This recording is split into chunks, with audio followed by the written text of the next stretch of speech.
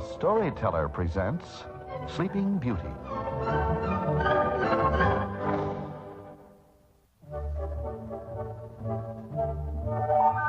Once there lived a young, handsome king and his beautiful queen. They loved each other very much, but they had no children.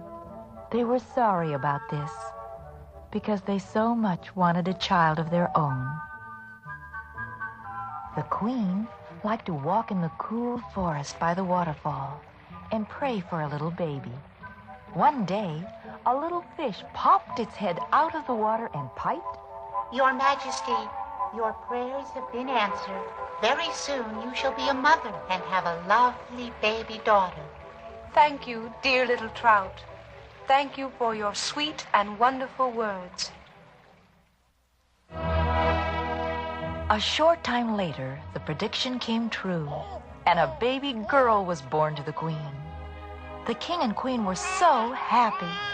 They spent hours playing with the baby and making her laugh. They called her Rosebud because she was pink and lovely as a delicate, sweet flower. The king and queen decided to hold a great feast to celebrate the birth of the princess. They invited all their friends and neighbors and relatives, and also the fairies of the kingdom, to bestow their blessings upon Princess Rosebud. It was the custom for fairies to eat only from golden dishes.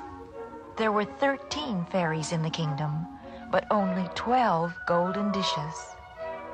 One fairy, named Hepzibah, was not invited.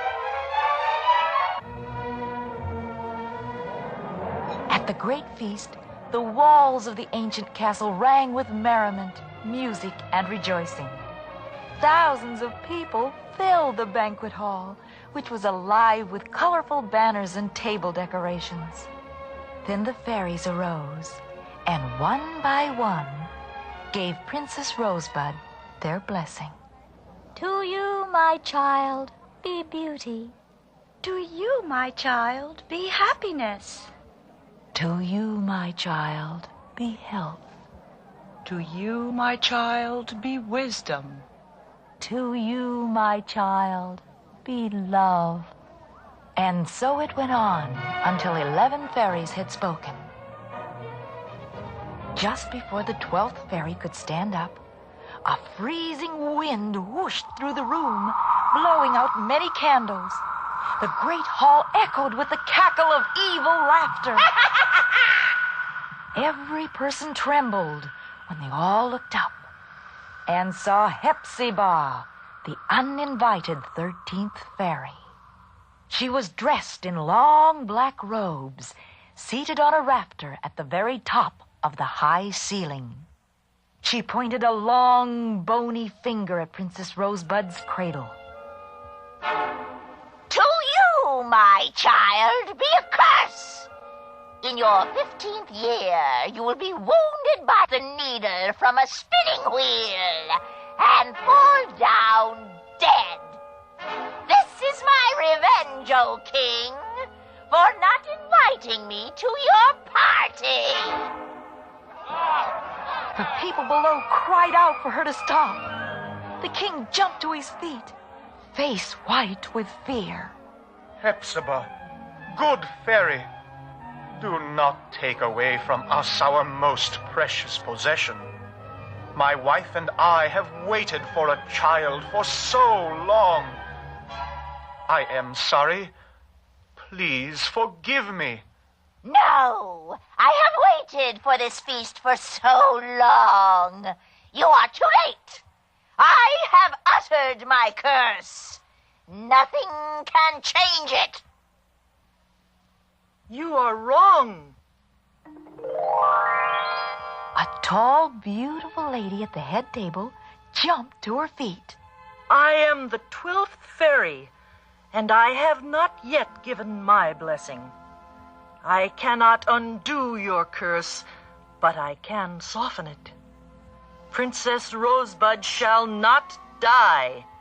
She shall merely sleep until she is awakened by the kiss of her true love. We'll see about that. And Hepzibah disappeared in a puff of smoke. The banquet was thrown into an uproar. The king commanded every spinning wheel in the kingdom to be burned at once. Outside, it was night. The guests poured from the banquet hall bearing torches. They searched the entire kingdom, their torches zigzagging back and forth on the roads and alleys like giant fireflies. They seized all the spinning wheels and dragged them to the courtyard of the castle. There they burned them in a huge bonfire that reached the very top turrets.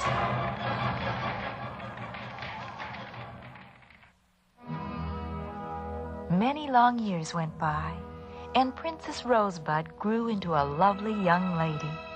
All the fairies' blessings came true. She had health and beauty and wisdom, and her heart poured out love for everyone, especially her parents. And they gave back love, showering her with affection. Then came the day of her 15th birthday. Her mother gave a party and invited her friends. What game shall we play? Hide and seek. Rosebud, you hide first. All the children closed their eyes, and the princess ran out to hide. At the very top of an old tower, she stopped before a door that had always been locked. But today, for the first time, there was a tiny golden key in the lock. Rosebud decided to hide there. She promptly turned the key and entered. Inside, she saw a comfortable living room with a cheerful fire blazing, and what looked like a kindly old lady turning a huge spinning wheel, which Rosebud had never seen before. She did not know that this was Hepzibah, the evil fairy. Hello. What is that you're doing? I am spinning, my child. What is spinning? Come here, and I will show you. Rosebud let the old lady put her arm about her. When she saw the long, bony fingers on her shoulder, she was frightened. Spinning is making cloth. Watch the needle go up and down, just like a goldfish darting through a pond. Do you think you could catch the fish? Try it. Rosebud reached out her hand and plucked the needle. The end of it pricked her dainty finger, and a large drop of blood appeared. At once, Rosebud fell to the ground.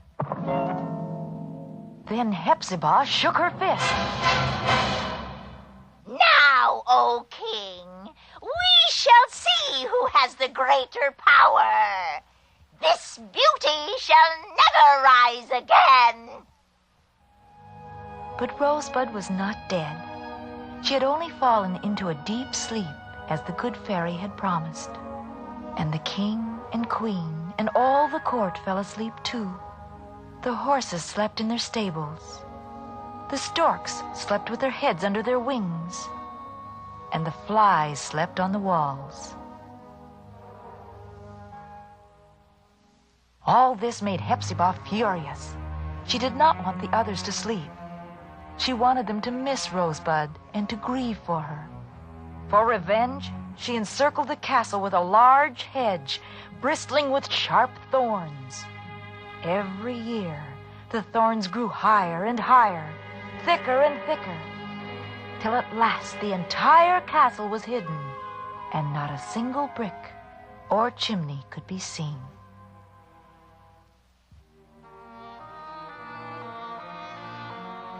After many, many long years, the castle and the Sleeping Beauty were forgotten. But then, young Prince Charles, in a land far away, heard the story and decided to look for Princess Rosebud. The 12 good fairies decided to help the prince. They enticed the evil Hepzibah into another part of the kingdom. Prince Charles arrived at the castle, drew his sword, and cut away the thorns. He reached the main castle gate and found everybody sleeping. the prince came to the tower where Princess Rosebud lay. His heart was so filled with love that he could not resist his emotions.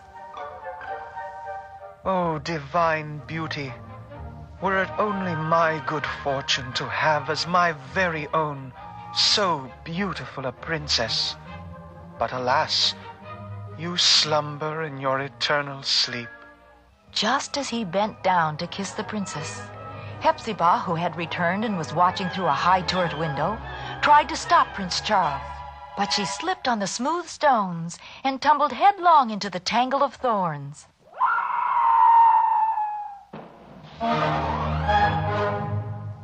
Hepzibah's spell was broken.